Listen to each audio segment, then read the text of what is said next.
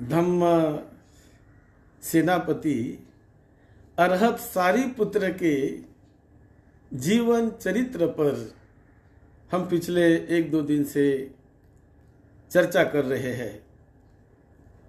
लेकिन आज हम धम्मपद का जो आखिरी एक गाथा है उसे हम समाप्त करेंगे। वैसे धम्मपद पिछले कुछ दिन पहले ही समाप्ति पर आ गया है। धम्मपद में कुल 423 गाथाएं हैं और इसमें है 26 वर्ग। यमक वर्ग से शुरू होकर पहला है यमक वर्ग और लास्ट का है, आखिरी का है 26वां, वह है ब्राह्मण वर्ग। तो ये ब्राह्मण वर्ग में आखिरी की गाथा है 423वीं। धम्मपद में कुल 423 गाथाएं ही आती है और ये समापन ये पूरे धम्मपद का हो रहा है। हमने शुरू से लेकर तो अंत तक धम्मपद को जो मूल पाली भाषा में तथागत भगवान बुद्ध की ओरिजिनल वाणी, मूल वाणी संग्रहित है, उसे हमने पिछले 1 साल के ऊपर जो समय हो गया वो लॉकडाउन के कॉल का इस समय में, तो उसे हमने ये पूरा धम्मपद उनके मूल कहानियों के साथ, मूल घटनाओं के साथ हमने पूरी तरह दिया है। और आज की है ये आखिरी गाथा। हम सारिपुत्र के जीवन पर कल और भी चर्चा करेंगे। तो आज धम्मपद को हम समाप्त कर रहे हैं। आखिरी गाथा है उसकी धम्मपद की 423 नंबर। आज दिनांक 14 मई 2021।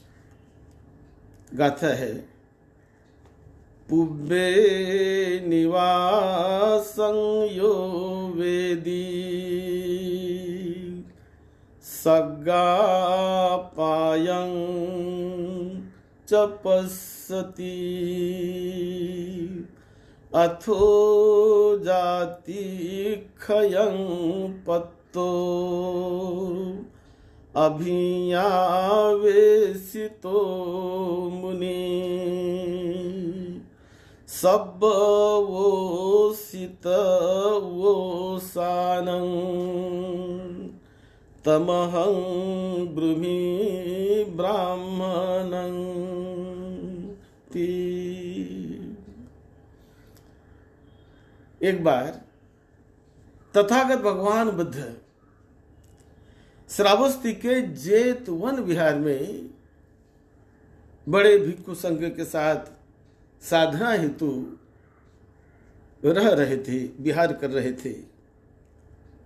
तब एक देवहित नाम का ब्राह्मण उनको उद्देश्य करके उनके प्रश्नों का उत्तर देते हुए तथागत भगवान बुद्ध ने इस गाथा की देशना की है। ये घटित घटना ऐसी है कि भगवान बुद्ध जब श्रावस्ती में भिक्षु संघ के साथ विहार कर रहे थे, तब एक दिन तथागत बुद्ध वात रोग से पीड़ित हो गए। उन्हें शरीर में कुछ तकलीफ होने लगी और वो वेदनाओं को महसूस करने लगे, बीमारी को महसूस करने लगे। तब उस समय, ये पहला समय था, उस समय बुद्ध के अटेंडेंट ये उपवान स्थवीर ये बुद्ध के अटेंडेंट हुआ करते थे। तब आनंद भिक्षु नहीं आए थे कि जो आनंद भिक्षु ने बुद्ध को आखिरी समय तक अटेंड किया था, उनके उपस्थापक रहे हैं आनंद भिक्षु, तो आनंद भिक्षु नहीं थे। तो उपवान स्थवीर वो तथागत बुद्ध की सेवा में, उनके उपस्थान में रहते थे। तो बुद्ध को जब वात रोग से पीड़ा होने लगी तो उन्होंने उपवान स्थवीर को बुलाया, कहा कि उपवान जरा उष्ण जल हमें चाहिए, गर्म पानी चाहिए। तो गर्म पानी, तो वहाँ पर विहार में चूल्हा नहीं जलाया जाता था, कुछ पकाया नहीं जाता था, सारा कुछ वो विनय के अनुसार उस समय विहार में पकाना, ये करना आदि वो नहीं होता था। तो गर्म पानी चाहिए, उष्ण जल चाहिए। तो इसीलिए उन्होंने उपवान को भेज दिया कि जाओ शहर नज़दीक जो देवहित ब्राह्मण का मकान है, तो वहाँ जाकर उनके यहाँ से एक उष्ण जल ले आइए, उन्हें बताइए और उष्ण जल ले आइए। तो उपवान बुद्ध की बात सुनकर, बुद्ध का आदेश सुनकर, वो उस ब्राह्मण के यहाँ, देवहित नाम का जो ब्राह्मण, उसके यहाँ वो चला गया और जाकर उन्होंने बुद्ध के जो बुद्ध ने बताया उनको वो बताया कि वात रोग से बुद्ध पीड़ित हो गए हैं, उन्हें अच्छा महसूस नहीं हो रहा है, तो गर्म जल की हमें ज़रूरत है। तो ये जब उस देवहित ब्राह्मण ने सुना तो ब्राह्मण बहुत प्रसन्न हो गया। अरे बुद्ध को उष्ण जल चाहिए। तुरंत उसने उष्ण जल की व्यवस्था की और अपने शिष्य को साथ लेकर एक बाल्टी में उन्होंने फनीत लिया, जिसे फानित कहते हैं, शीरा, और ये शीरा लेकर उपवान के हाथ में उन्होंने दिया और वो विहार में गए गर्म जल लेकर, उष्ण जल लेकर, और विहार में जाकर उन्होंने उस गर्म पानी में शीरा को डाल दिया और बुद्ध को उस पानी में और कुछ दवा भी डालकर बुद्ध को उस पानी से नहलाया। तो जैसे नहलाया, तत्काल वो वात रोग शांत हो गया, वो पूरी तरह निकल गया। तो बड़ा प्रसन्न हुआ ब्राह्मण भी, और उन्हें बड़ी प्रसन्नता हुई कि आज मैंने बुद्ध की सेवा की। और तब उन्होंने बुद्ध को प्रश्न पूछा, कथ दज्जा देय धम्मं कथं दिन्नं महफलं कथं ही यजमानस कथं इज्जति दक्षिणा। तो उस ब्राह्मण ने तथागत बुद्ध को प्रश्न पूछा कि दान हमने किसे देना चाहिए, कहाँ दिया हुआ दान अधिक फल देने वाला होता है। और फिर तीसरा प्रश्न पूछा कि कैसे यजमान को दान कैसे देना चाहिए। तो इस प्रकार के दान के ऊपर, सेवा के ऊपर उस देवहित ब्राह्मण ने तथागत बुद्ध को प्रश्न पूछा। यह संयुक्त निकाय में आता है। संयुक्त निकाय में पेज नंबर 176 पर ये प्रश्न है। तो उसका उत्तर तथागत बुद्ध ने इस गाथा में दिया है। पुब्बे निवासं यो वेदी सग्गापायं च पश्यति तो इस प्रकार की ये जो 423वीं गाथा, ये गाथा के द्वारा तथागत बुद्ध ने उनको ये उद्देश्य, उनका उत्तर दिया। तो इसका मतलब है कि ऐसे व्यक्ति को दान देना चाहिए जो गुणवान हो, शीलवान हो, सद्गुणी हो। इसी प्रकार जो अपने पूर्व जन्मों को देखता हो, जिन्होंने अपने पूर्व जन्मों को जानने का अभ्यास किया है, वो जानता है। और इसी प्रकार वो सद्गति कैसी होती है व्यक्ति की, दुर्गति कैसी होती है व्यक्ति की, उसे भी वो देखता है, उसे भी वो जानता है। ऐसा ज्ञानी व्यक्ति कि जो सद्गति के सम्यक मार्ग को, सही मार्ग को जानता हो, दुर्गति में ले जाने वाले मार्ग को भी जानता हो, ऐसे व्यक्ति को दिया हुआ दान बड़ा फल देने वाला होता है, बड़ा कल्याण करने वाला होता है। और जो अपने इस ज्ञान के बल पर जिन्होंने भव संसार को जिन्होंने क्षीण कर लिया, जिसको जिन्होंने नष्ट कर दिया, कि ये जन्म मरण के बंधन से, चक्र से जो छूट गया है, वो विशेष दान का पात्र होता है। क्योंकि उसे, ऐसे व्यक्ति को दिया हुआ दान एक महान फल देता है, महान कल्याण करता है। उसी प्रकार जिन्होंने निर्वाण का, परम मुक्ति का, विकारों से मुक्ति, दुख से मुक्ति, जन्म मरण से भी मुक्ति, ऐसे परम मुक्ति का जिन्होंने साक्षात्कार कर लिया है, उस मार्ग पर जो आरूढ़ है, उस मार्ग पर चलकर जिसने फल को पाया है, ऐसे व्यक्ति को दिया हुआ दान ये बड़ा कल्याणकारी होता है, बड़ा पुण्य देने वाला होता है। और शील सदाचारी व्यक्ति को दिया हुआ दान वो बहुत कल्याणकारी होता है। ऐसे उन्होंने किसे कैसे दान देना चाहिए, ऐसा पूछे गए प्रश्न पर तथागत बुद्ध ने देवहित ब्राह्मण को ये उत्तर दिया।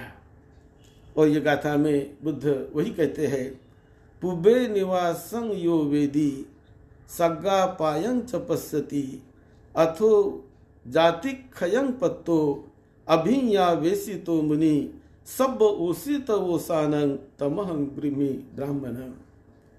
मैं उन्हें ब्राह्मण कहता हूँ कि जो अपने पूर्व जन्म को भी जानता हो, उसका उन्होंने साक्षात्कार कर लिया हो, जो दुर्गति के रास्ते को जानता हो, सद्गति के रास्ते को जानता हो, स्वर्ग के रास्ते को जानता हो, और दुर्गति के भी रास्ते को जो जानता हो, जिन्होंने अभी यहाँ को ज्ञान को हासिल किया है, ऐसे को मैं मुनि कहता हूँ। और सारे मनोविकारों को, सारे मन के क्लेशों को जिन्होंने धो डाला है, पूरे मन को जिन्होंने निर्मल कर लिया है, परिशुद्ध जिनका मन हो गया है, ऐसे व्यक्ति को मैं ब्राह्मण कहता हूँ। ऐसे व्यक्ति को मैं तमहं ब्रह्मी ब्राह्मण, ऐसे व्यक्ति को मैं ब्राह्मण कहता हूँ। इस प्रकार तथागत भगवान बुद्ध ने देवहित ब्राह्मण को ये गाथा द्वारा जब ये सुनाया, तो बहुत लोगों को ये गाथा सुनकर उसी वक्त श्रोतापन्न फल की प्राप्ति हो गई। ये ब्राह्मण ने भी, जिन्होंने बुद्ध की सेवा की, वो भी श्रोतापन्न फल का लाभी बन गया और बहुत प्रसन्न होकर उन्होंने तथागत को वंदन किया और उन्होंने कहा कि त्रिशरण पंचशील में वो प्रतिष्ठित हो गया और मुझे आप त्रिरत्न का त्रिशरण देकर उपासक धारण करिए ऐसी विनंती करके वो देवहित ब्राह्मण तथागत बुद्ध द्वारा ये फल पाकर, ज्ञान पाकर बड़ा प्रभावित हुआ और जीवन पर्यंत मुझे उपासक धारण करिए ऐसी उसने विनंती की और बहुत लाभी बना और ये गाथा से बहुतों का लाभ हुआ।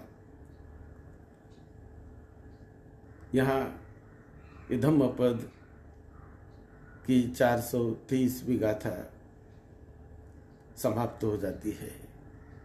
इसके ऊपर और भी हम चर्चा करेंगे, बाद में चर्चा करेंगे। ये धम्मपद का अखंड पाठ हमारे लखनऊ के जो एक संगठन है, समन्वय समिति के नाम से कोई बड़ा अच्छा संगठन चलाने वाले राजेश चंद्रा जी, उनका ग्रुप, ये कुछ सालों से इस धम्मपद पर बहुत अच्छी तरह से उनका भी प्रबोधन होते रहता है, उसका भी आप लाभ लीजिए। और धम्मपद ये बड़ा अनमोल ग्रंथ है जो बुद्ध वाणी से भरा हुआ और बौद्ध साहित्य में, बौद्ध त्रिपिटक में इस ग्रंथ का बहुत बड़ा महत्व है बौद्ध जगत में। तो इसका आप लाभ लीजिए। आप सबका मंगल हो, सबको निरोगत्व मिले, सबको सुख शांति मिले। यह धम्मपद की 423 गाथाएं हमने पूरी उनके घटनाओं के साथ, उस प्रसंगों के साथ, जब जब कैसी कैसी गाथाएं कहाँ कहाँ कही गई, उसका पूरा विवरण हमने किया है। और ये हमारे YouTube के चैनल में ये सारा विवरण दिया हुआ है। फेसबुक में भी है, YouTube में भी है, तो उसका आप लाभ लीजिए, बार बार उसे सुनते रहिए। ये बुद्धवाणी बड़ी कल्याणकारी, जीवन का परिवर्तन करने वाली, जीवन का उद्धार करने वाली, हमें प्रकाश में ले जाने वाली होती है। तो अपने अनमोल जीवन को सद्धर्म के रास्ते ले जाकर अपना उद्धार करिए, अपना कल्याण करिए। आप सबको निरोगत्व मिले, लंबी उम्र मिले, सुख शांति मिले। यही मंगल मैत्री के साथ सद्धर्म की सेवा में, आपकी सेवा में डॉक्टर भदंत राहुल बोधी महाथेरो। विशेष रूप से ये जो कोरोना का संकट चल रहा है, सारा मानव समाज आज इससे बाधित 1 साल 1.5 साल से होकर बहुत दुख कष्ट झेल रहा। हमारे भारतवर्ष में भी अभी जहाँ वहाँ इसका फैलाव हो रहा है, तो हमारी सरकारों ने, केंद्र सरकारों ने बहुत अच्छे नीति नियम बनाए, सभी राज्य सरकारों ने बहुत अच्छे नीति नियम बनाए और सभी लोग एक दूसरे को साथ देकर इस कोरोना महामारी को जीतने का हमें प्रयास करना चाहिए। वो कर रहे हैं, सभी ने एक दूसरे को सपोर्ट करना चाहिए। और जो इसमें सेवा में डायरेक्ट रूप से लगे हुए हैं, उन सबको हार्दिक बल मिले, सद्धम्म का बल मिले। एक दूसरे को हम सपोर्ट करके एक पॉजिटिव एनर्जी अपने में निर्माण करके मानव की सेवा करने का हम सब यत्न करें, प्रयत्न करें और इसमें हम जरूर यशस्वी हो जाएंगे। सारे हमारे प्रांतों की सरकारें पूरी तरह प्रयास कर रही है। महाराष्ट्र की सरकार भी, महाराष्ट्र के मुख्यमंत्री श्री उद्धव जी ठाकरे, इनके नेतृत्व में पूरी तरह प्रयास चल रहा है। उसी प्रकार हमारी केंद्र सरकार के पंत प्रधान श्री नरेंद्र मोदी जी, इनके भी द्वारा पूरी तरह से प्रयास चल रहा है। सभी प्रांत सरकारों की ओर से प्रयास चल रहा है। हम सब लोगों ने एक दूसरे को सपोर्ट करके इससे निकलने का प्रयास करना चाहिए और घर के बाहर ना निकले। जो लॉकडाउन लगाया गया है जहाँ तहाँ, उसका पूरी तरह पालन करें। अपने घर में ही सुरक्षित रहने का प्रयास करें। जो टीकाकरण चल रहा है उसको लेने का पूरी तरह प्रयास करें और इससे निपट कर विजयी होकर हम सब बाहर निकले। यही मंगल मैत्री सभी ने एक दूसरे के प्रति, एक दूसरे के हित और कल्याण के प्रति हमें करनी है। आप सबका मंगल हो, सबको निरोगत्व मिले, सबको सुख शांति मिले, सबको सुख शांति मिले। यही मंगल मैत्री, यही मंगल मैत्री। सबका मंगल हो, सबका मंगल हो।